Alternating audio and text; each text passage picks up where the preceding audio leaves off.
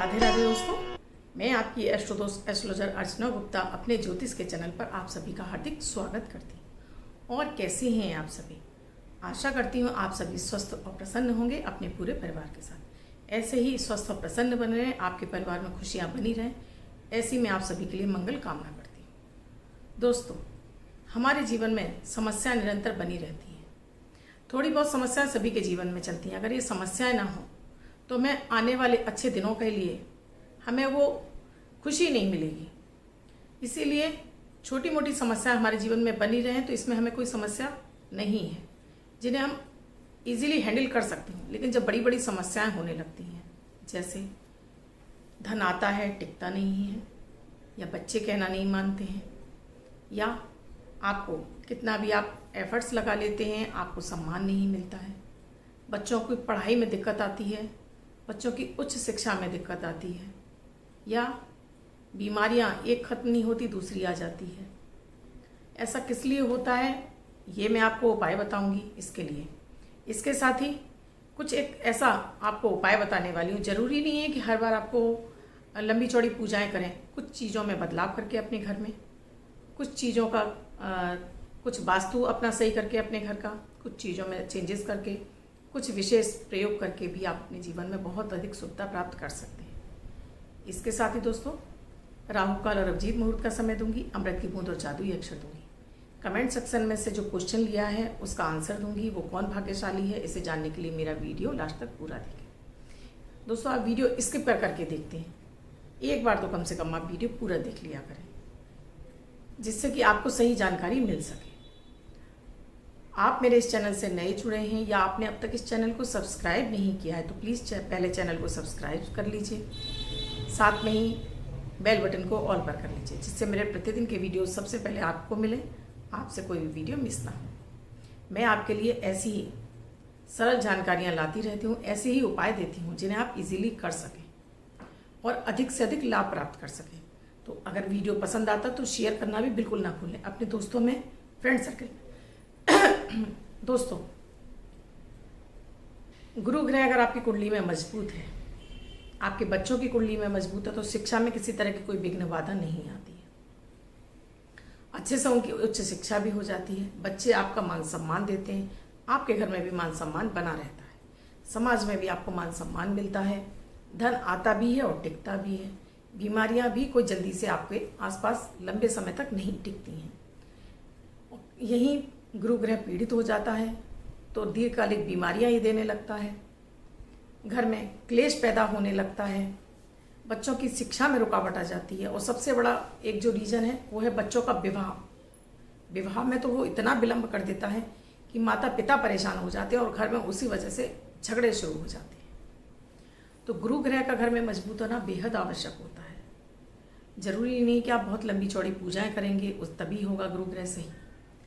हम छोटे छोटे बदलाव करके अपने जीवन में उस ग्रह को ठीक कर सकते हैं। जैसे आप अपने घर में कहीं भी कम से कम ईस्ट में कोई आपका रूम है तो उसमें लाइट क्रीम कलर या लाइट येलो कलर कराइए। अब मान लीजिए वो आपके लिए पॉसिबल नहीं है तो लाइट कलर के पर्दे लगाइए। गहरे कलर के पर्दे घर में लगाने से नकारात्मक ऊर्जा घर में बनी रहती है, निगेटिविटी बनी रहती है, और जिसकी वजह से भी क्लेश होता है घर में। ये भी पॉसिबल नहीं है तो आप अपने घर के मंदिर में पीले कलर के पर्दे लगा लीजिए, मंदिर के अंदर कह रही हूँ, और पीले ही कलर का एक कपड़ा बिछा लीजिए, पीले कलर का एक बल्ब जला लीजिए। इसके अलावा अपने किचन में भी एक 0 वाट का पीले कलर का बल्ब लगाइए, जिसे कि रात भर आप जलने दीजिए। इसके अलावा दोस्तों, आप हल्दी का टीका या केसर का टीका नियमित अपने माथे पर लगाइए।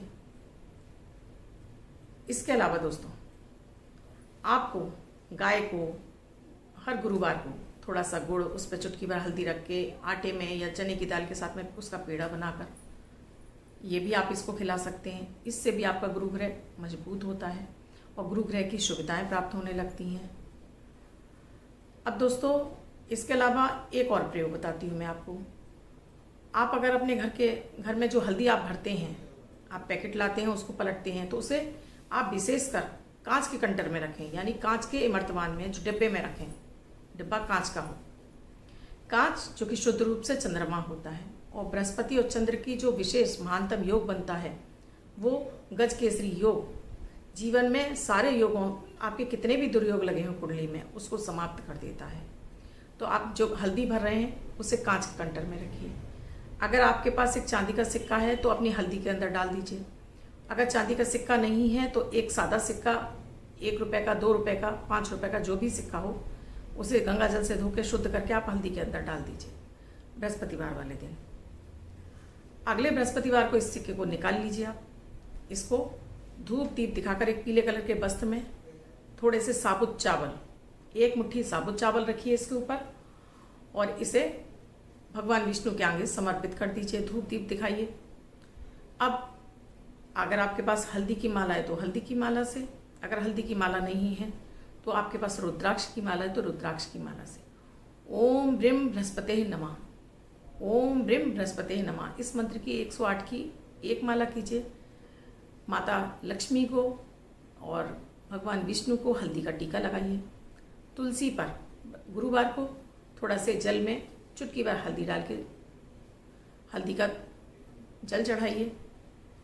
दीपक में चुटकी भर हल्दी डालकर जलाइए। अपने घर के दीपक में, अपने गले में भी आप एक हल्दी का टीका जरूर लगाइए। अगर आपके पास केले का पेड़ लगा हुआ है आपके घर में तो उस पर भी हल्दी का टीका जरूर लगाइए। अगर आप कहीं ऐसे मंदिर में पूजा करने जा रहे हैं जब पीपल का वृक्ष है तो वहाँ भी हल्दी का टीका लगाइए। बरगद का वृक्ष है वहाँ भी एक हल्दी का टीका लगाइए। ब्रह्म बृहस्पति नमः की एक मंत्र की माला कीजिए पूरी। अब जो चावल और सिक्का है इसको एक पीले कलर के धागे से बांध लीजिए। धूप दीप दिखाकर इसको अपने धन स्थान पर रख दीजिए, और फिर नियमित आप एक माला ओम ब्रह्म बृहस्पति नमः मंत्र की आप डेली जाप कीजिए। हर गुरुवार को इस पोटली को आपको धूप दीप जरूर दिखानी है और इस मंत्र का आप जाप करते रहिए। आपके घर से गुरु ग्रह की जो भी नेगेटिव ऊर्जा है वो निकल जाएगी और पॉजिटिविटी बढ़ने लगेगी। गुरु ग्रह आपसे प्रसन्न रहने लगेगा। इसके अलावा दोस्तों एक वाइट कलर का पेपर लीजिए, उस पर ऑरेंज कलर से या हल्दी से 3 नंबर लिख लीजिए, यानी 3 लिख लीजिए, और अपने घर का जो भी ईशान कोण है, घर के मंदिर में जो ईशान कोण है वहाँ पर उसको ले जाकर चिपका दीजिए। इससे भी आपके गुरु ग्रह मजबूत होना शुरू हो जाएंगे।